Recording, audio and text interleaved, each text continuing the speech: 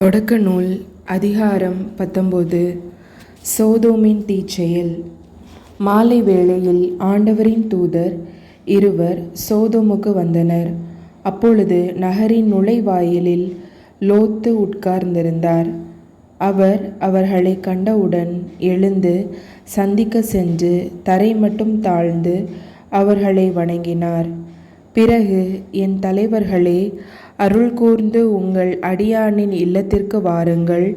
உங்கள் கால்களை கழுவி இரவு தங்குங்கள். காலையில் எழுந்து உங்கள் வழிப்பயணத்தை தொடருங்கள் என்று சொன்னார்.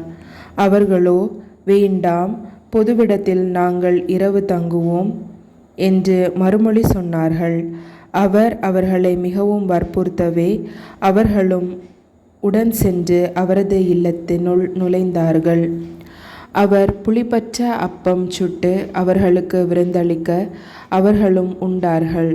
பின் அவர்கள் உறங்கச் செல்லும் முன் சோதோம் நகரின் மக்களுள் இளைஞர் முதல் கிழவர் ஈறாக எல்லா ஆண்களும் அவ்வீட்டை சூழ்ந்து கொண்டனர். பிறகு லோத்தை கூப்பிட்டு, இன்று இரவு உன்னிடம் வந்த ஆடவர் எங்கே? நாங்கள் அவர்களோடு உறவு கொள்ளுமாறு அவர்களை எங்களிடம் கொண்டு வா என்றனர். லோத்து வீட்டிற்கு வெளியே வந்து தனக்கு பின் கதவை மூடிக்கொண்டு, என் சகோதரரே, தீச்செயல் செய்யாதிருங்கள். ஆண் தொடர்பு அறியாத புதல்வியர் இருவர் எனக்கு உள்ளனர். உங்களிடம் நான் அவர்களை அழைத்து வருகிறேன். உங்கள் விருப்பப்படி அவர்களுடன் நடந்து கொள்ளலாம். ஆனால் எனது இல்லத்தின் பாதுகாப்பை பெற்றிருக்கும் இந்த ஆடவர்களுக்கு எதுவும் செய்ய வேண்டாம் என்றார். அதற்கு அவர்களோ, அப்பாலே போ என்றனர். மேலும் அவர்கள், அயல் நாட்டிலிருந்து வந்த இவனா நமக்கு நியாயம் கூறுவது என்று சொல்லிக்கொண்டு, அவர்களுக்கு செய்யவிருப்பதை விட இப்பொழுது உனக்கு அதிக தீங்கு செய்வோம் என்றனர். பிறகு லோத்தை கடுமையாய் தாக்கி கதவை உடைக்க நெருங்கி சென்றனர். அவ்வேளையில் அந்த ஆடவர் தம் கைகளை நீட்டி லோத்தை பிடித்து வீட்டுக்குள் இழுத்து கதவை பூட்டி கொண்டனர். கதவருகே நின்று கொண்டிருந்த சிறியோர் பெரியோர்களாகிய அம்மனிதர்களை அவர்கள் குருடராக்கினர். அவர்களால் கதவை தேடி கண்டுபிடிக்க முடியவில்லை. சோதோமை விட்டு லோத்து வெளியேறல். மேலும் அந்த மனிதர்கள் லோத்தை நோக்கி, இங்கே உன்னை சார்ந்த வேறு யாரேனும் உளரோ? மருமகனோ புதல்வரோ புதல்வியரோ உன்னை சார்ந்த வேறு யாரேனும் இந்நகரில் இருந்தால் அவர்களை இவ்விடத்திலிருந்து உன்னுடன் அழைத்து கொண்டு போய்விடு.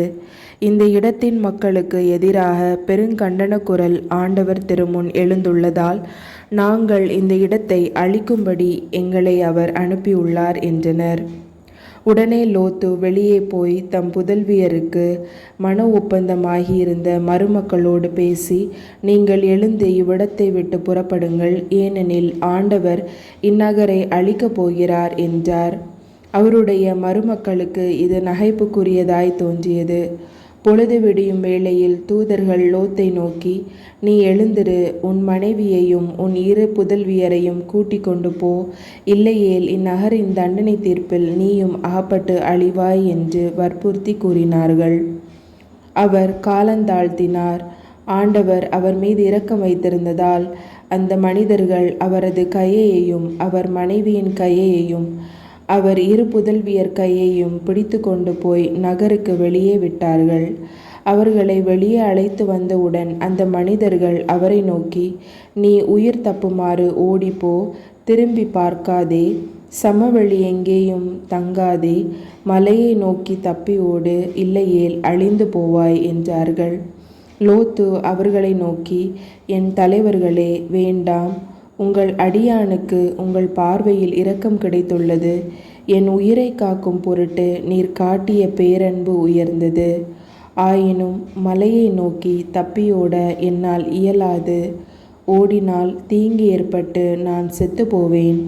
எனவே நான் தப்பியோடி சேர்வதற்கு வசதியாக இதோ ஒரு நகர் அருகில் உள்ளது. அது சிறியதாயிருக்கிறது. அதற்குள் ஓடி போக விடுங்கள். அது சிறிய நகர்தானே, நானும் உயிர் பிழைப்பேன் என்றார்.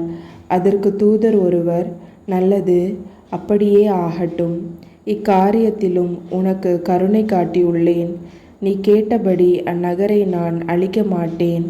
நீ அங்கு விரைந்தோடி தப்பித்துக்கொள். நீ அங்கு சென்று சேருமட்டும் என்னால் ஒன்றும் செய்யலாது என்றார். இதனால் அந்த நகருக்கு சோவார் என்னும் பெயர் வழங்கிற்று. சோதோம் கொமாராவின் அழிவு. லோத்து சோவாரை அடைந்தபோது கதிரவன் மண்ணுலகின் மேல் உதித்திருந்தான். அப்பொழுது ஆண்டவர் வானத்திலிருந்து சோதோம் கொமாரா நகர்களின் மேல் கந்தகமும் நெருப்பும் பொழிய செய்தார். அந்நகரங்களையும் அவற்றை சுற்றியிருந்த சமவெளி முழுவதையும் அழித்தார். நகர்களில் வாழ்ந்த அனைவரையும் நிலத்தில் தளிர்த்தனவற்றையும் அழித்தார். அப்பொழுது லோத்தின் மனைவி திரும்பி பார்த்தாள். உடனே உப்பு தூணாக மாறினாள். ஆபிரகாம் காலையில் எழுந்திருந்து தாம் ஏற்கனவே ஆண்டவர் திருமுன் நின்ற இடத்திற்கு போனார். அவர் சோதோமையும் கொமோராவையும் சூழ்ந்திருந்த நிலப்பகுதியையும் நோக்கி பார்த்தபோது சூளையின் புகை போல் நிலப்பரப்பிலிருந்து புகை கிளம்ப கண்டார். கடவுள் சமவெளி நகர்களை அழித்தபோது ஆபிரகாமை நினைவு கூர்ந்தார். எனவே லோத்து குடியிருந்த நகர்களை அழித்தபோது கடவுள் அவரை காப்பாற்றினார்.